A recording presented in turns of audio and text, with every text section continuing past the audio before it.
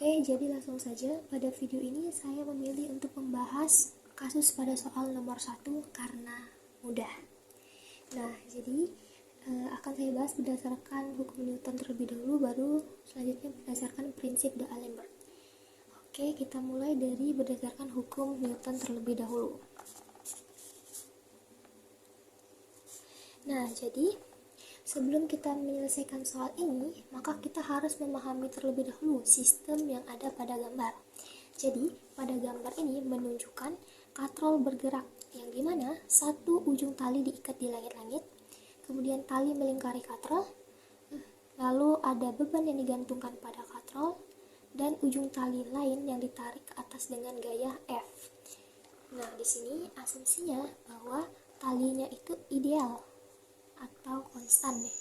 Maka tegangan di seluruh tali itu sama.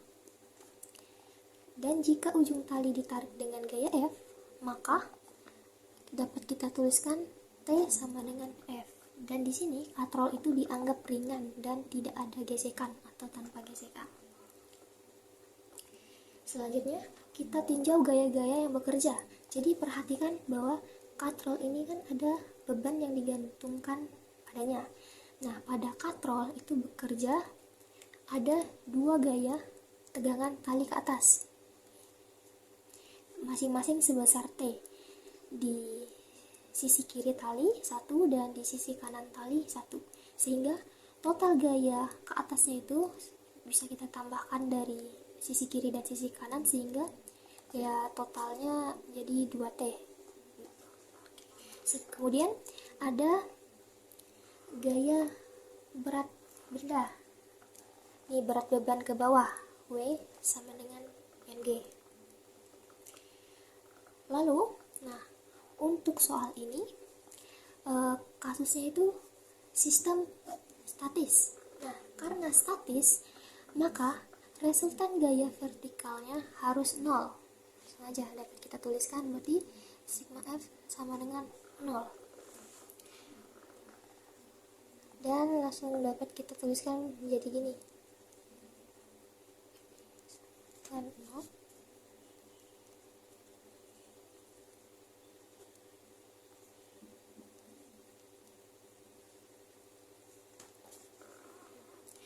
Nah, seperti yang tadi sudah saya katakan sebelumnya, apabila ujung tali ditarik, maka berlaku nih, T sama dengan F.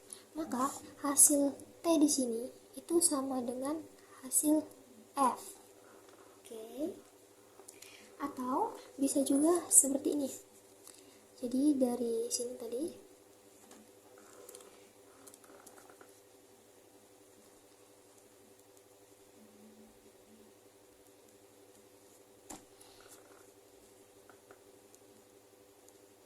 ini bebas mau pakai 2T atau F, terserah, sama aja.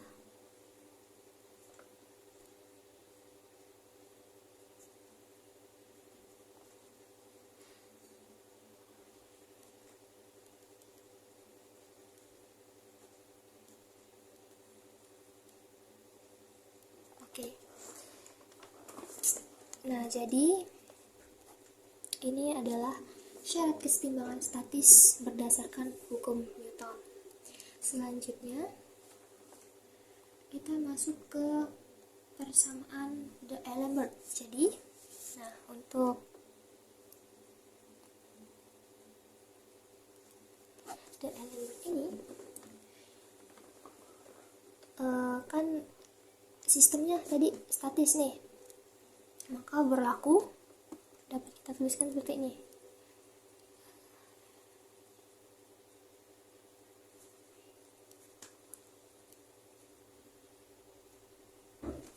Atau persamaan ini bisa kita tuliskan menjadi seperti ini.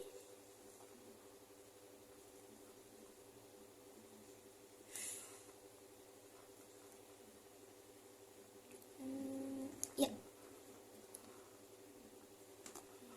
Gini. Nah, karena sistem pada nomor 1 ini diam, maka percepatannya 0. Ya dong, berarti A-nya sama dengan 0. Jadi persamaannya bisa kita gunakan yang ini. Tuh.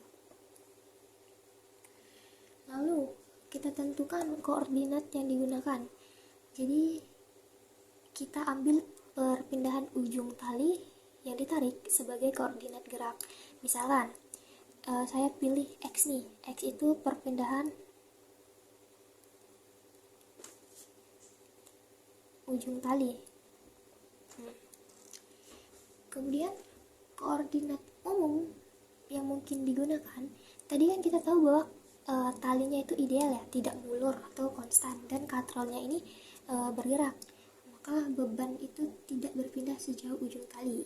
Nah, jika ujung tali ini ditarik sejauh X, maka beban hanya naik sejauh setengahnya, sehingga kita dapat tuliskan bahwa beban atau katrol itu sama dengan X per 2 atau sama dengan 1/2 X gini. Oh ya, agar lebih mudah saya lupa ini, kita tentukan dulu gaya yang melakukan kerja virtual. Oke, jadi di sini kita buat bahwa ini adalah F1 dan ini adalah F2. Jadi ini ya, sini aja deh, F1 itu sama dengan F, dan di sini F2-nya sama dengan MG. Negatif karena arahnya berlawanan ya, seperti biasa. Ya. Kemudian yang tadi misal ujung tali ditarik sejauh X, maka di sini kita dapat tuliskan S1-nya itu sama dengan X dan S2-nya itu ini setengah X.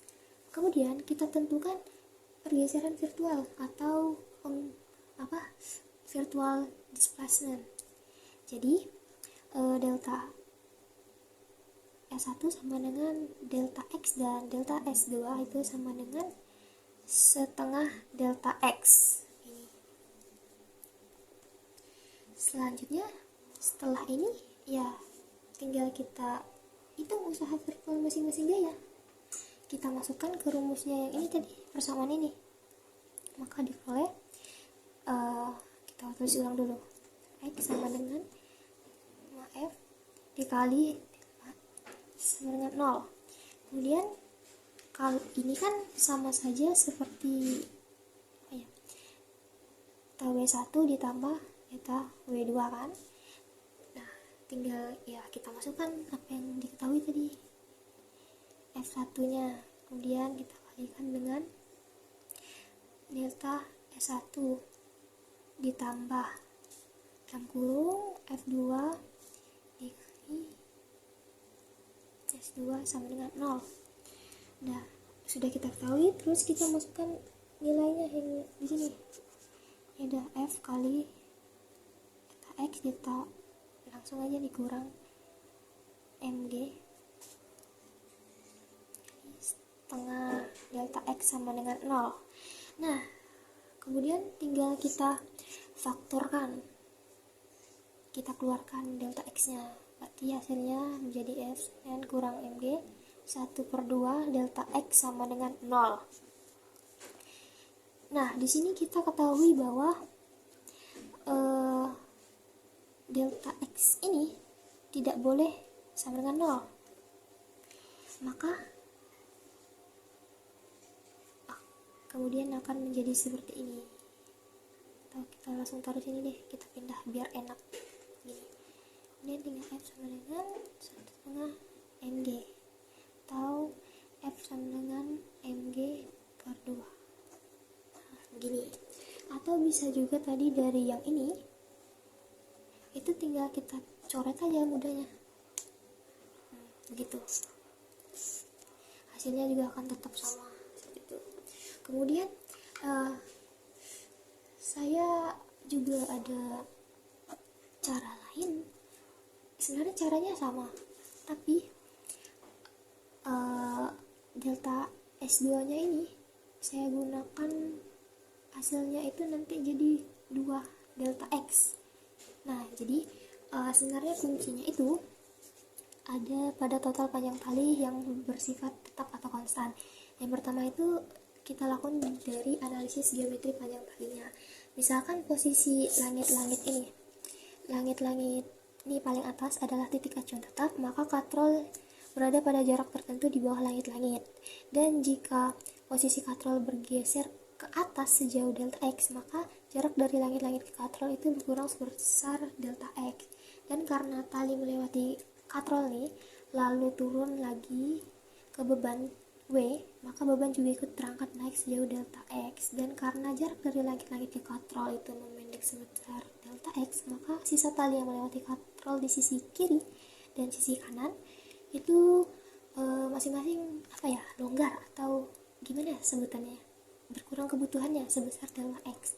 Jadi total kelonggaran tali yang terjadi di sisi kiri dan kanan ini apabila dijumlahkan itu hasilnya nanti menjadi 2 delta X. Dan agar tali tetap tegang dan gaya F ini bisa mempertahankan posisinya, maka ujung tali yang ditarik oleh gaya F itu harus ditarik ke atas sejauh total kelonggaran tersebut yang tadi 2 delta X. Atau ada juga cara alternatif lain, yaitu dengan menggunakan persamaan panjang tali, tapi tidak akan saya bahas sampai ke sana karena malas dan sebenarnya tidak perlu juga sampai ke sana. Nah, jadi yang tadi kita definisikan dulu variabel dan arah gerak virtualnya. Jadi tadi kan kita berikan pergeseran virtualnya pada katrol atau beban ke arah atas sebesar delta S beban atau katrol itu sama dengan delta X. Kemudian arah gaya berat mg adalah ke bawah berlawanan dengan arah pergeseran kan. Kemudian arah gaya tarik F ini ke atas searah dengan arah pergeseran. Kemudian kita lanjut ke analisis geometri katrol bergeraknya. Jadi katrol ini kan ditopang oleh dua sisi tali, ada sisi kiri dan yang terikat di langit-langit dan sisi kanan yang ditarik oleh gaya F. Nah, jika katrol naik setinggi delta X, maka tali di sisi kiri tadi memendek sebesar delta X juga, dan tali di sisi kanan juga sama, memendek sebesar delta X. Nah, total panjang tali yang longgar akibat kenaikan katrol ini ya tinggal ditambahkan. Jadi delta X itu yang di sisi kiri ditambah dengan delta X di sisi kanan, maka hasilnya 2 delta X gitu. Nah, agar tali tetap tegang, maka ujung tali ini yang ditarik oleh gaya F itu harus berpindah ke atas juga sejauh ini 2 delta X. Maka di sini dapat kita tulis juga delta SF itu sama dengan 2 delta X. Lalu kita analisis usaha virtualnya atau delta W dari masing-masing gaya. Nah, jadi tadi usaha oleh gaya tarik F ini kan tadi kan searah dengan pergeserannya ya ke atas. Jadi usahanya itu bernilai positif atau dapat kita tulis delta W F itu sama dengan plus F dikali 2 delta X. Sedangkan usaha